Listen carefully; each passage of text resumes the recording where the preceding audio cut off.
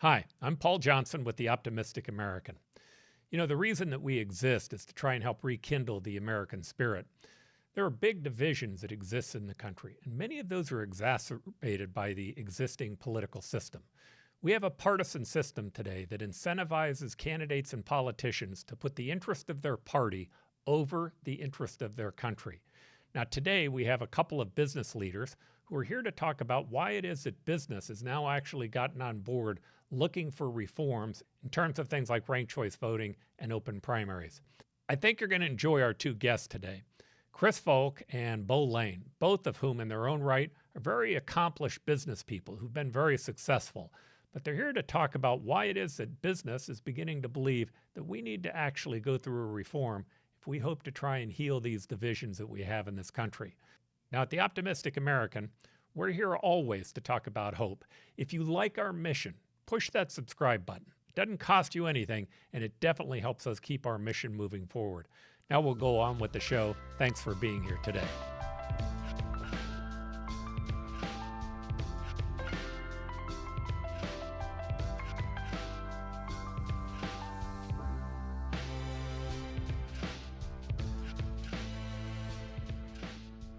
Well, I'd like to welcome both of you to the Optimistic American.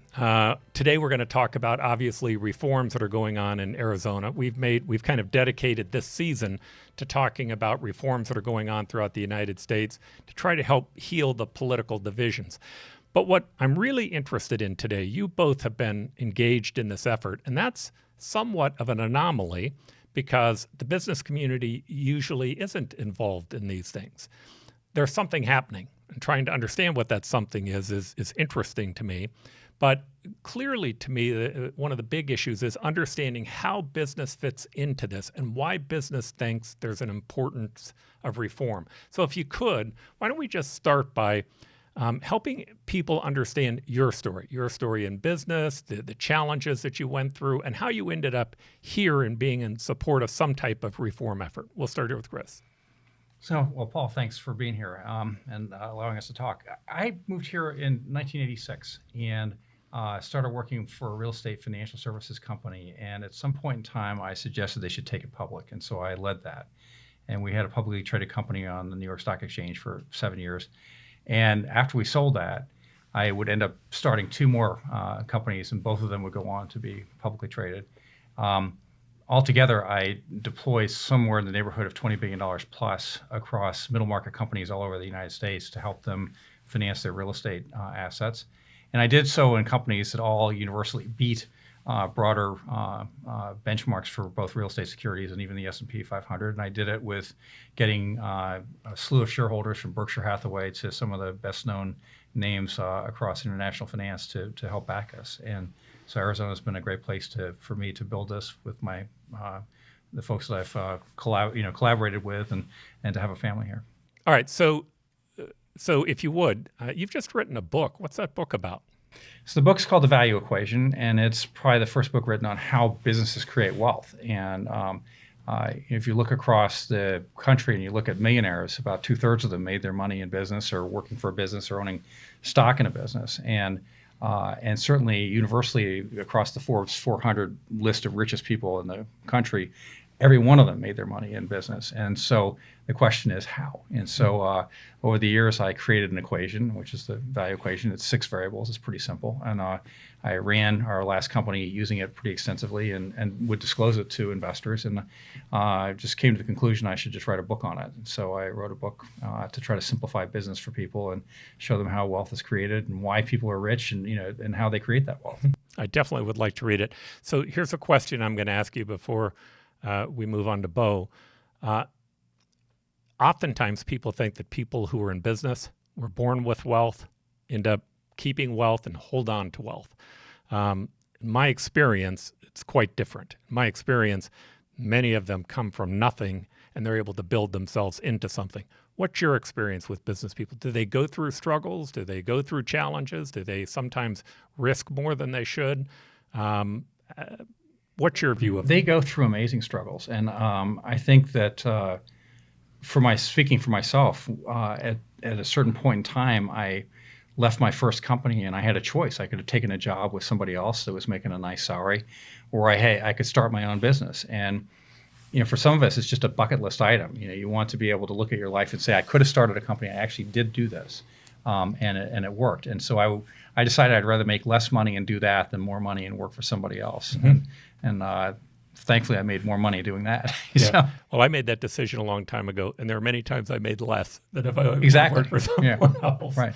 Beau, you have had an amazing experience in the business community. Thank Probably you. one of the premier business leaders, I think, in the Arizona area. Well, that's But nice of you to say. Tell us about your Well, I journey. love the name of your show, and I'm feeling optimistic today. Are you as well? I am feeling All right, optimistic good, today. good. So what can I tell you? Yeah, tell us about your journey here.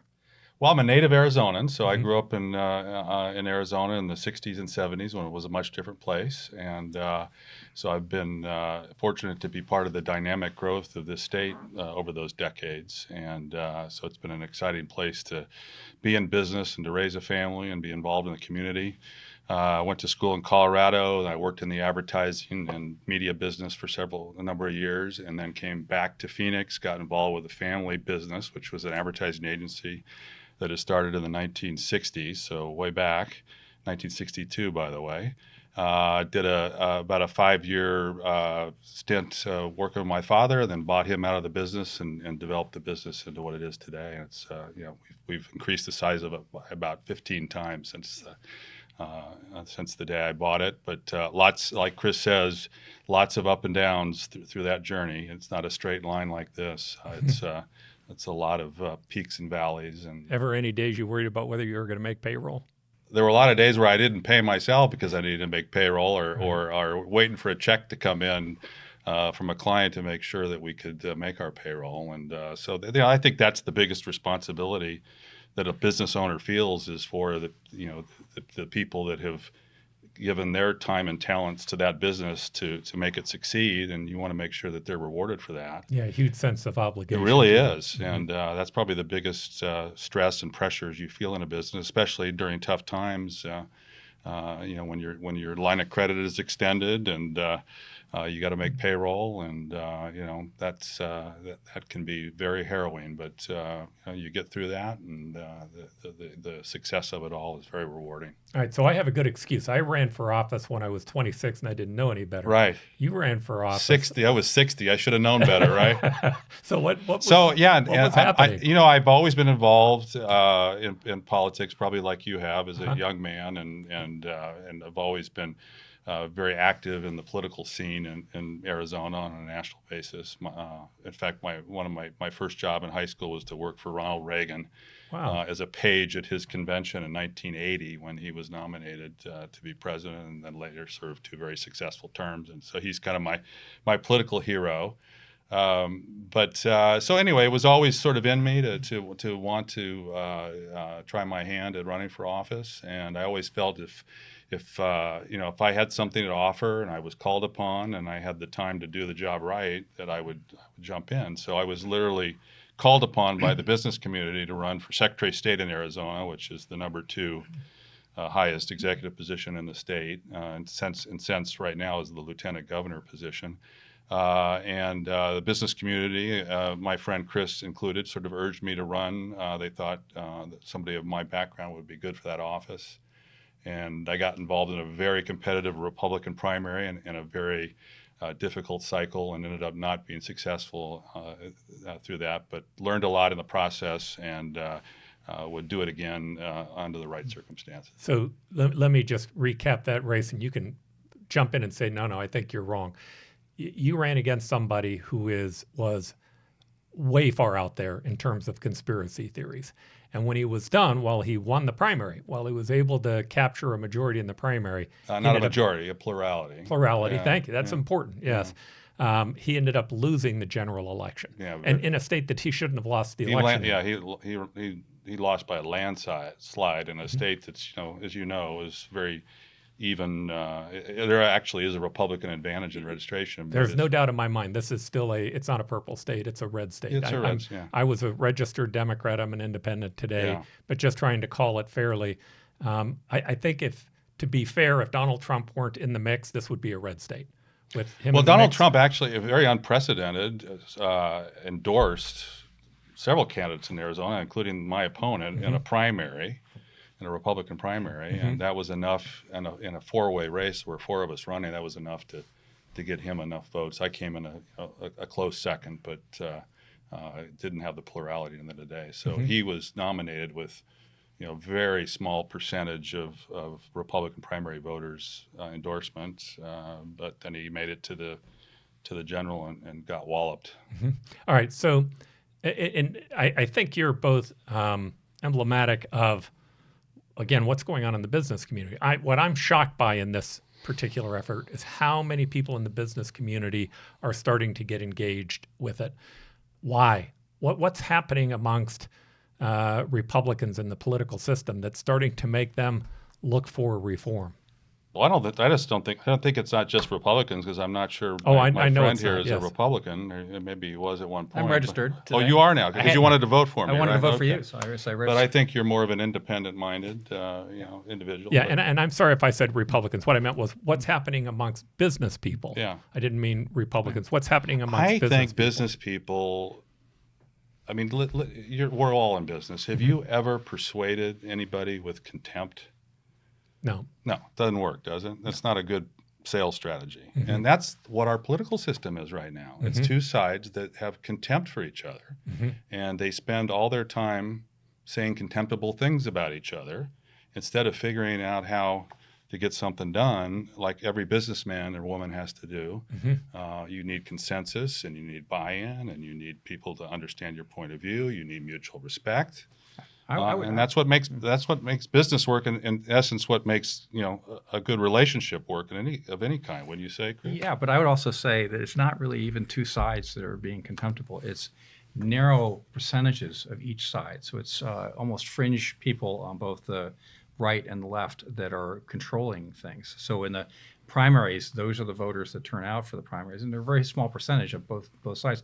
And in Arizona, we think we have an open primary system because you've got independents who can vote, but in reality, you have like 1.4 million independents, and only 100,000 of them cast ballots last election. So it's very difficult for them to play, and the further you go down the ballot, like so at governor, you get a certain number of people voting. Where Beau was, you have less people voting. I mean, it gets worse.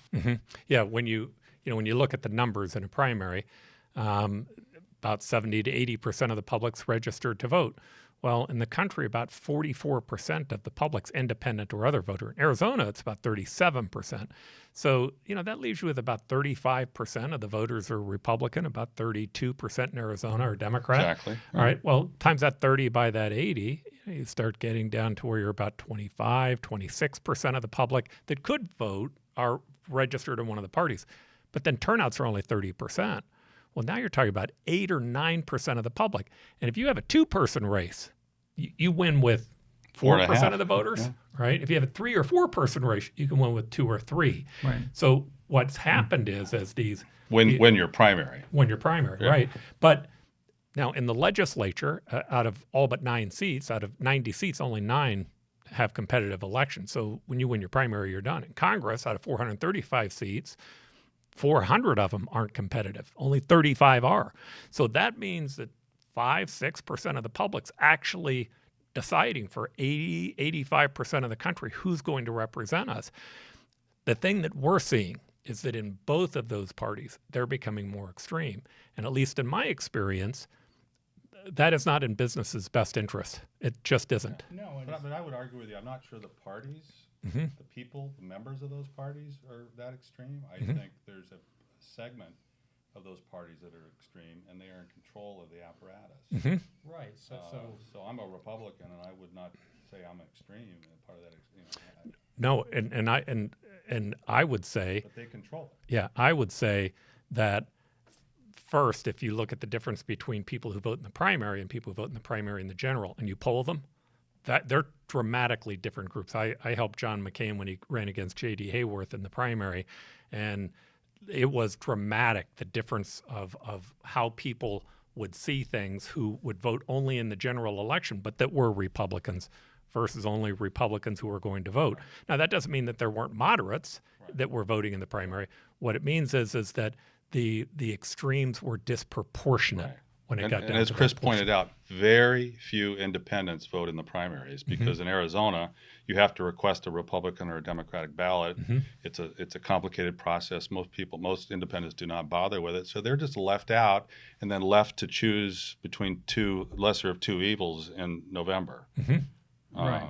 And then they do vote in November, and they're the ones that decide. And in Arizona, they decided this year that the Democrats were going to take all the seats because the Republicans were just too They couldn't extreme. deal with the extremes. Yeah. Chris, you were going to say I was something? going to say that the divisiveness is just even represented in the party structure itself. So, for example, in 2021, you had our governor being sanctioned by the Republican Party Right. together Party with that Sidney he leads. McCain, That he leads, right, yeah. that he led. And then exactly a year later, you had Kristen Sinema being sanctioned by the Democratic Party for being Too independent. and not wanting to do away with the filibuster, which is an important tool to get minority interest aligned in the Senate.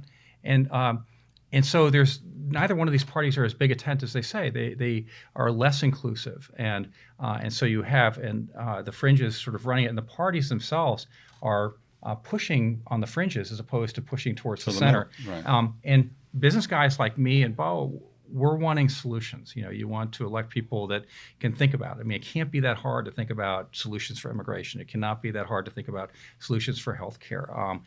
And all this is so incredibly important to the vitality of this country.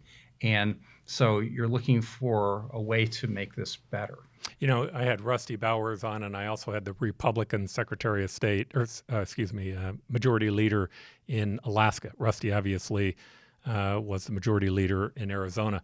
And I asked them, I said, okay, if you take these divisive issues, pro-choice, pro-life, the things that really divide the public up, what percent of your job really is encapsulated in that? And they both said the same thing, 2%, 3%. I said, well, how much time of yours take up? You go, it takes up a lot more time. But they both pointed out, hey, we have to deal with education. We have to deal with healthcare. We have to deal with transportation. There are big, big issues that really are 97 to 98% of the job.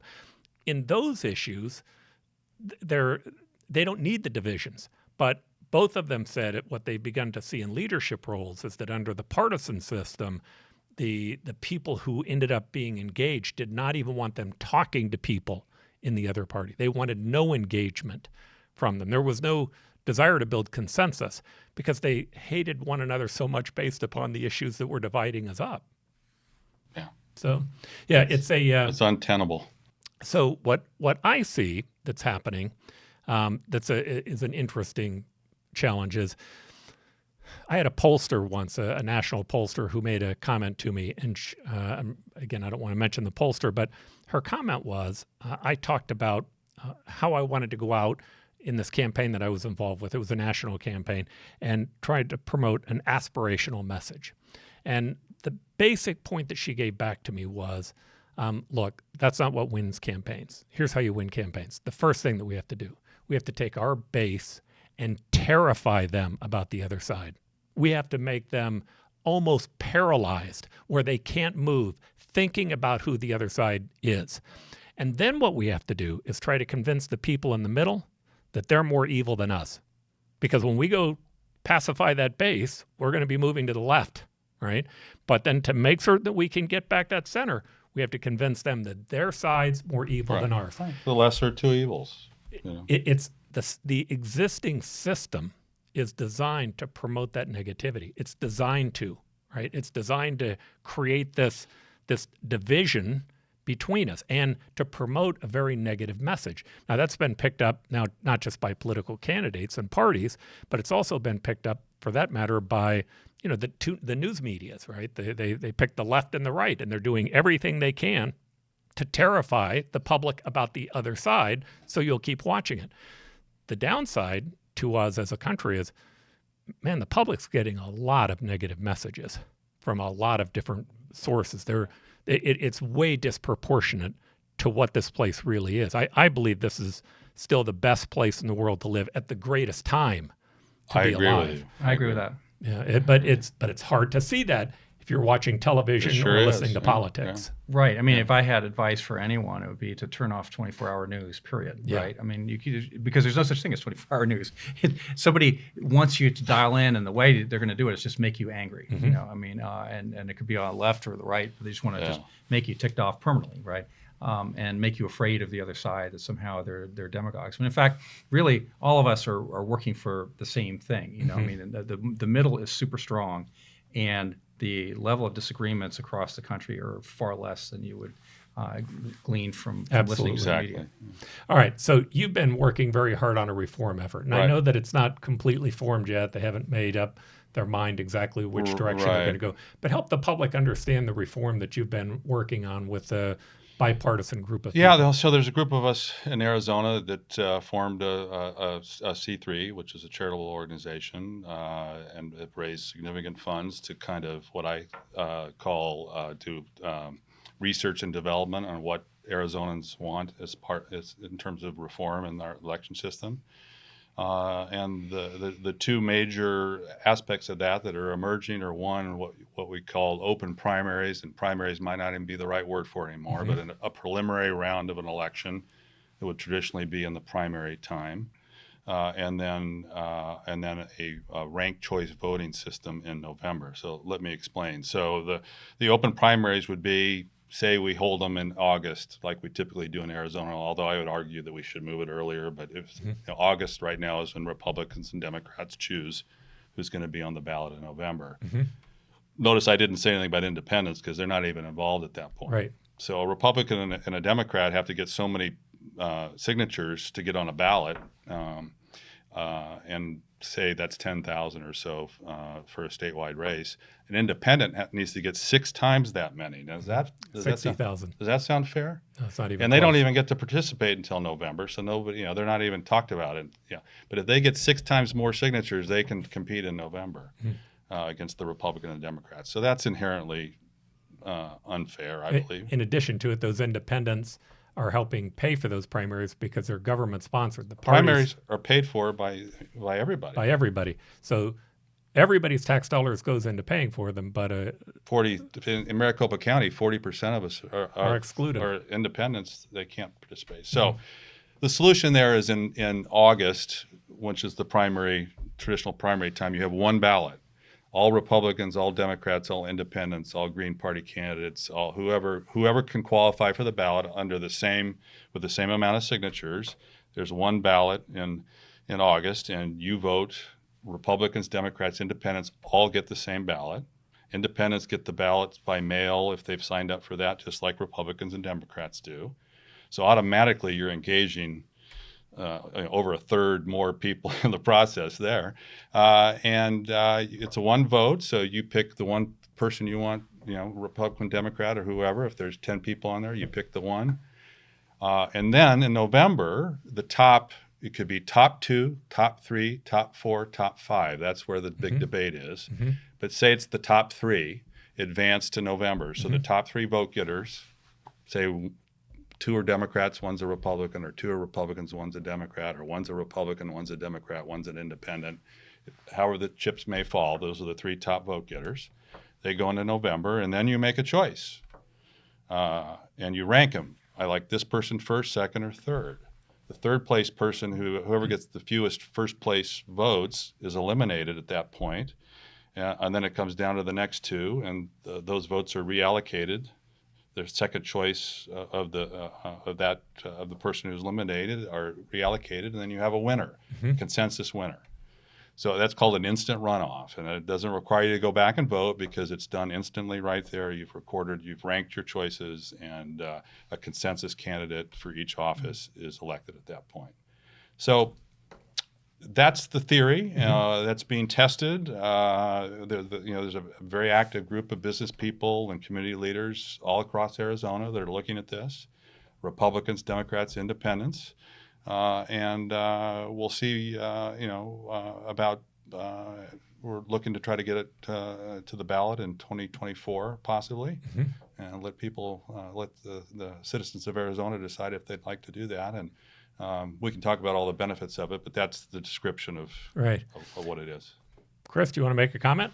No, I mean, I think to hit the benefit for a second, I mean, the goal is to have people elected to office that are accountable to those who elect them, you know, and not accountable just to a few people that get them through a primary.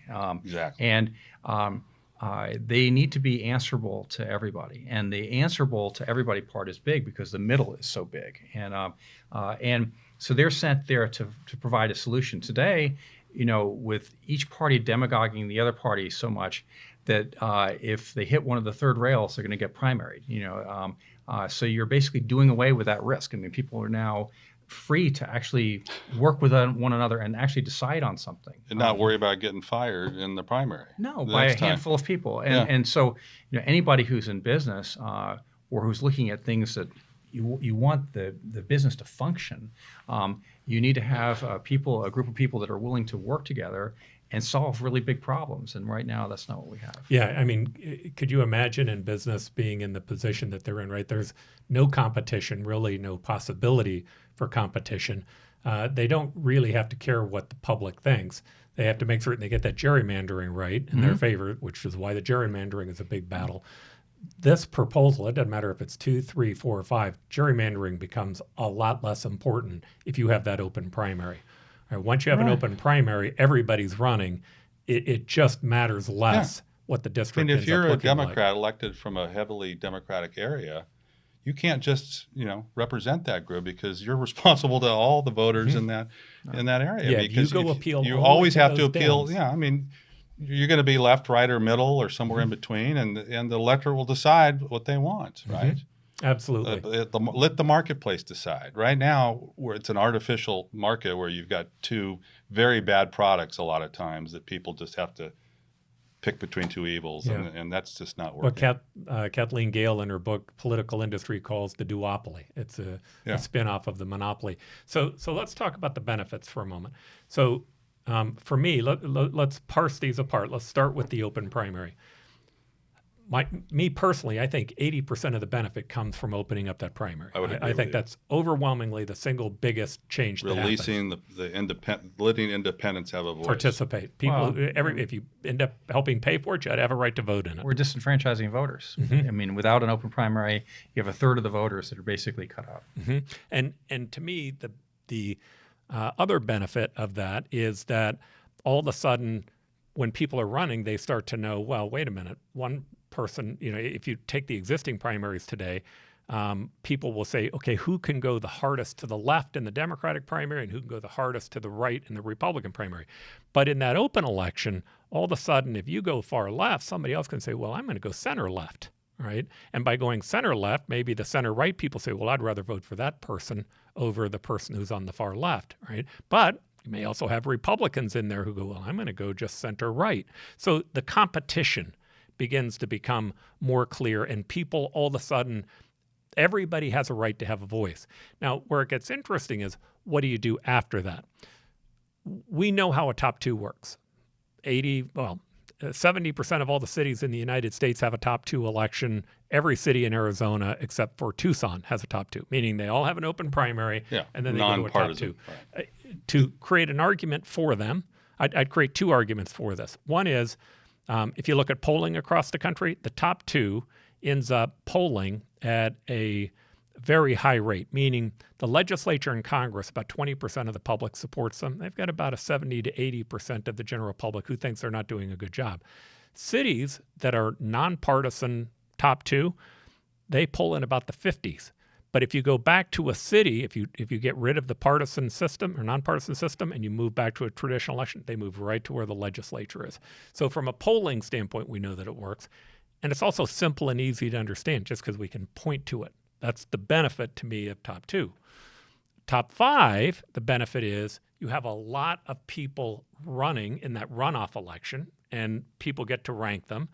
And the benefit to that is you have more choices in the general election. And the benefit to that is it's really hard to run a negative campaign. Right? So or to one of the extremes. Compared to one of the extremes, right? Meaning if you had a top two, you still have two people running and a negative campaign works. Now, top five, the downside, I would think, it's hard. Complicated. It's hard to explain.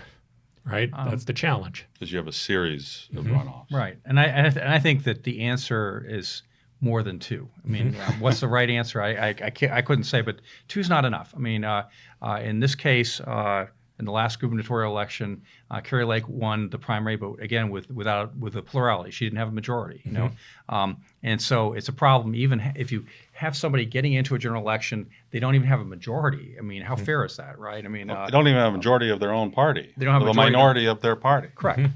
So it's a problem, you know, and so you want to get rid of the whole plurality issue, and so if you let in more than 2, you've basically destroyed the plurality issue, and now these people have to like win, you know, statewide. So you know you can imagine in Arizona, for those people who don't know, you had Karen Taylor Robeson coming in second to Kari Lake. She had a fair number of votes. Statewide, she might have done pretty well. You know, I mean, she was kind of more center right, I would say. You know, so she might have done. Who knows? But it would be sure nice to have had her on the ballot. You know, and give Republicans and by the way, all voters a different choice and expanded choice. I actually like that title, though. You know, maybe we could use that as a name. More than 2 instead of top 2 or top 3. We'll go More than two. Yeah. So that's interesting. I think the answer will become evident in our research, but I do too. It's gonna be between 3 and 5 somewhere. Yeah, and you know, my view of it is, again, 80% of this is you get rid of the closed primary. The last 20% is top 2 or top 3, 4, or 5 better. I am convinced top 3, 4, or 5 are better because it makes it more difficult for people to run a negative campaign. So more than 2, to me, is the right answer. And the other reason it's better is, and you're the politician here between us, so you can describe this. But the other reason it's better is because the voting in the general election is so much higher. The participation is so much higher in a general election than in a primary. Right. So it's when people vote. It's when people vote. So not only are you disenfranchising voters and the independent voters, and I'll give you that everybody has a chance to vote in the primary, and so it's too bad on people that don't vote. But really, you know they're voting in the general, and you know how people behave. So it's sort of like behavioral economics. You throw away the textbook and say, okay, forget the supply and demand curve. I'm going to focus on how people really act. Right. And how they act is they show up for the general. So if you're going to show up for the general, it's got to be more than 2. Let's have choice. Yeah, and this may be decided by the time this actually airs, but decided by the group in terms of what they're going to promote. But the advantage to top 3 is it's somewhere between top 2 and top 5, right? The top 5 is a little more confusing, but it creates more competition in the general. The advantage to top 2 is it's very, very simple and easy to understand. Right. Top 3 gives you more choices, but it also gives you easier to understand. No, I think it also opens up paths for independents to get on the ballot. That's not going to guarantee that they get one of those top 3 slots, but it certainly gives them a chance to be there, doesn't it? Does. Yeah. So to me, that's kind of the interesting point. Now, you guys are in business, so here's a question I want to ask you, and I'm challenged with this one. I know in business, in marketing, one of the worst things that you can do is to focus on your features. The features of my business. Here are the features of what we offer you. Right.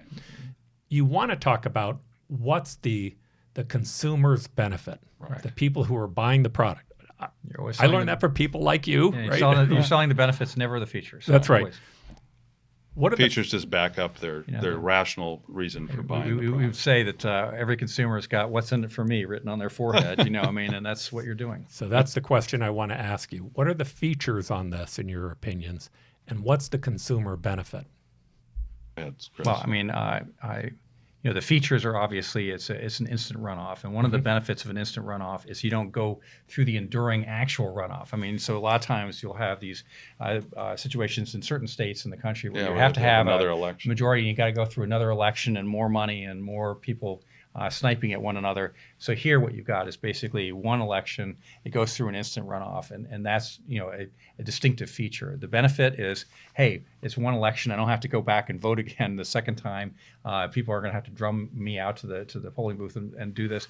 And the benefit is I'm going to elect people that are accountable to everybody. They're accountable to a broad swath of the population to really deliver something in the way of solutions and to work with other people. And we have such a commonality of purpose in this country because it is a great country, and people want to do what's right by their fellow citizens. I think most people go to Washington really being idealistic and just getting shut down. And so this changes that a great deal. Yeah. I think you've described it well. I mean, the benefit, I think, is that you're creating a market-based way of electing people instead of an artificial, choice. And I like that. Okay, so I'm going to throw mine in front of you, and give me your best in terms of that's still a feature or that is a consumer benefit. What's clear to me is that the public, when you poll them, the things that they want, they almost never get out of their legislature and Congress. So I'll give you two examples, immigration and education, right? Yeah. In immigration, most people say, I'd like a pathway to citizenship. I'd like to see that we're fair to people here. I also don't want to have an open border. I don't want people coming across. Right. But they end up having to choose A or B, right? You end up having either side. Education, same thing. Some people say, well, I think most people in polls say, hey, I don't mind spending more money in education, but I want to see some reforms. I want better output. I want to make certain my kid's getting a better education. Yet, when you get done with the two parties, you get one party who says, hey, I'd like to have more money, but I don't want any reforms. And you have another party who says, hey, I want a lot of reforms, but I don't want to give any more money, right? It becomes hard to give the public what they want when the system is so designed around these very narrow extremes. And it seems to me that we're really not getting out of our political system what we as Wonders vote, which applies to your accountability issue. But is that a benefit or is that a feature? Well, I would say, for example, let's talk about immigration just quickly. I mean, people talk about the border and they like to flash pictures of the border, and I agree it's a mess. But 40% of the illegals just fly in. No one ever talks about the group that flies in, right? Because you spend a lot of time saying, I want to build a wall to fix it. So that the idea of fixing... just walking through Sky Harbor every day, Yeah, right? They're walking through Sky Harbor every day. So the question is, how to fix the immigration system that we all know is broken, but it transcends the border south of us here. It's national in scope. And I find that people like to demagogue the issue, both sides. Which says that they're not really interested in a solution at all because they get so many votes just by demagoguing the issue. Oh, if the issue of immigration went away, I think both parties think that immigration not being fixed works to their benefit. No question. Because they blame the other side. Right. But again, feature or benefit, is this something that the consumers will see as something that they would get, or is that just a feature of open primaries? And I guess I'm asking two of the brightest guys I know from a marketing standpoint, so I could try to understand that. Let me give an example. So we just went through a debt ceiling crisis. So you get a bunch of guys get together and they resolve something, and they do it all behind closed doors. I mean, there's no transparency to your average American.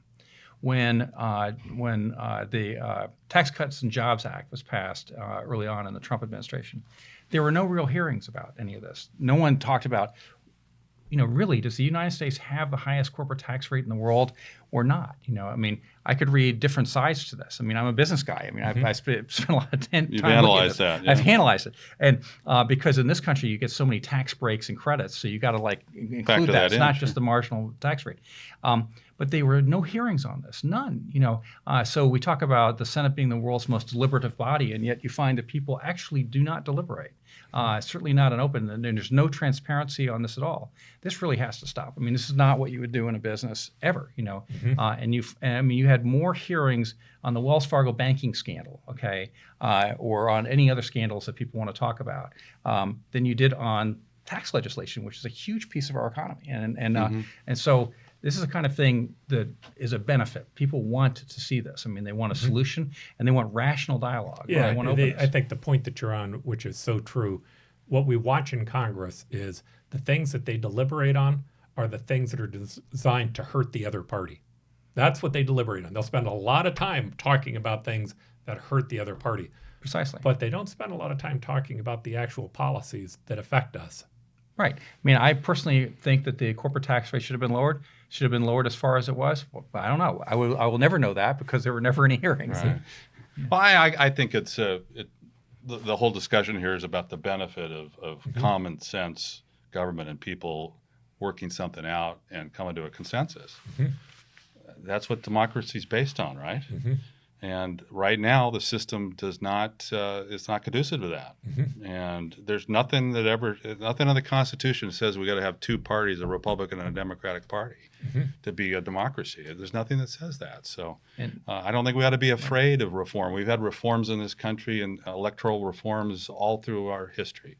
It's just now time for another one. And we need a lesson in how to disagree without being disagreeable, right? I mean, and so what you're having today is just a clinic on how to be disagreeable all the time, and that really needs to stop. I mean, none of us could run a business; we couldn't function in a business environment, or function in a family. Yeah, all right. I find, as an independent, there are values to Democrats and Republicans. Democrats tend to do a pretty good job of talking about programs and things that they care about that are about people. Republicans tend to talk a lot about the human spirit, how to create and how to innovate. Right. We need them both. I look at Jefferson and Hamilton. So which one would we cut out? I wouldn't want to cut out either one.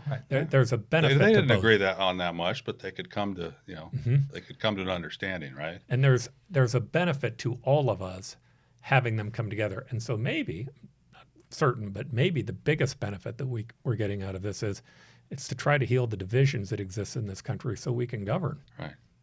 And we can do it. I mean, go back there's lots of instances of this, but one that we all know about is Tip O'Neill and Ronald Reagan.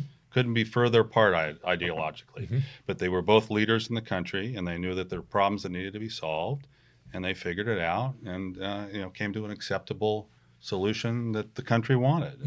And they're both revered for that. Right. Yeah, I had a private dinner with both of them one night when I was just elected mayor. Fascinating. Oh my gosh, how great was that?